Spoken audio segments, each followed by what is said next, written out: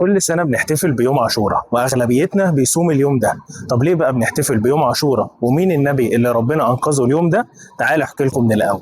يوم عاشوراء مش مجرد قصة حصلت من آلاف السنين، ده يوم ممكن يغير نظرتك لأي مشكلة أو حلم في حياتك. ربنا بيقول في كتابه العزيز: وذكرهم بأيام الله. وأيام الله هي الأيام اللي بتظهر فيها قدرة ربنا ورحمته ونصره لعباده، ومن أعظم الأيام دي هي يوم عاشوراء. بتبدأ القصة مع سيدنا موسى عليه السلام هو وقومه وهم بيهربوا من فرعون وجيشه، وأثناء الهروب ده لقوا نفسهم قدام البحر ووراهم جيش فرعون. مفيش طريق للنجاة ولا أي مكان للهروب، ده حتى إن واحد من قوم سيدنا موسى عليه السلام قال له: إنا لمدركون، يعني خلاص الأمر خلص وجيش فرعون هيقتلونا. لكن سيدنا موسى كان شايف اللي أبعد من أي أسباب منطقية، وقال وقتها: كلا إن معي ربي سيهدين، ربنا معايا ومش هيسيبني، وأكيد هيبقى في حل من عنده. وفي لحظة أمر ربنا سيدنا موسى إنه يضرب بعصاه البحر، فانشق البحر وبقى طريق ممهد علشان يعدي منه سيدنا موسى وقومه بأمان. أما فرعون وجنوده فلما جم يعدوا البحر رجع زي ما كان وغرق هو وجنوده. ربنا غرق فرعون اللي قال على نفسه في يوم من الأيام إنه رب العباد. وبعد سنوات طويلة هاجر النبي عليه الصلاة والسلام إلى المدينة، ولقى اليهود بيصوموا يوم عاشوراء، فسألهم عن السبب، فقالوا له: احنا بنصوم اليوم ده عشان ربنا نجى فيه سيدنا موسى من فرعون. فقال النبي عليه الصلاة والسلام: نحن أحق بموسى منهم، وصاموا وأمر بصيامه. وفي حديث عن النبي عليه الصلاة والسلام فيما معناه قال: إن أنا لو فضلت عايش للسنة اللي جاية هصوم يوم تسعاء وعاشوراء، عشان كده مستحب إن احنا نصوم يوم 9 و10 من محرم. والنبي عليه الصلاة والسلام قال إن صيام يوم عاشوراء يكفر ذنوب سنة ماضية بإذن الله.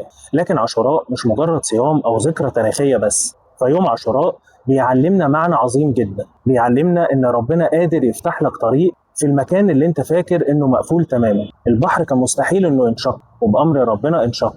والنجاة كانت مستحيلة من وجهة نظر البشر، وجات النجاة بأمر من ربنا. علشان كده لو عندك حلم فاكر إنه بعيد، أو مشكلة فاكر إنها ملهاش حل، فخليك فاكر سيدنا موسى عليه السلام وهو بين البحر وفرعون. فبكل المقاييس البشرية مفيش مخرج، لكن لما جه أمر ربنا اتحول البحر نفسه لطريق نجاة. وفي يوم عاشوراء حاول إن أنت تكتر من الذكر والاستغفار والدعاء، فمفيش دعاء ثابت لليوم ده، لكنها فرصة عظيمة إنك تدعي ربنا بكل حاجة تتمناها، بشرط إنك تدعي بيقين وتطلب منه أي حاجة أنت شايف إنها مستحيلة. لأن يوم عاشوراء بيفكرنا بحقيقة واحدة، إن قدرة ربنا أكبر من أي خوف، وأوسع من كل أزمة، وأقرب من كل حلم. يوم عاشوراء مش مجرد يوم نفتكر فيه نجاة سيدنا موسى وبس، ده يوم نفتكر فيه إن رب موسى ورب العالمين بيدبر الأمر كله. فلو ضاقت بيك الدنيا افتكر إن البحر لما انشق، ولو حلمك اتأخر افتكر إن ربك بيهيئ كل الأسباب علشان يحقق لك كل اللي فيه خير ليك.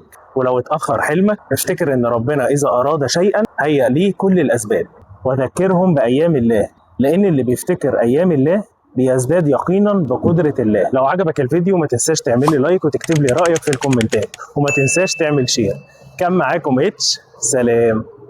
كلا إن معي ربي سيهدين. المؤمن يجب أن لا ييأس أبدا. ليه؟ لأن له رب.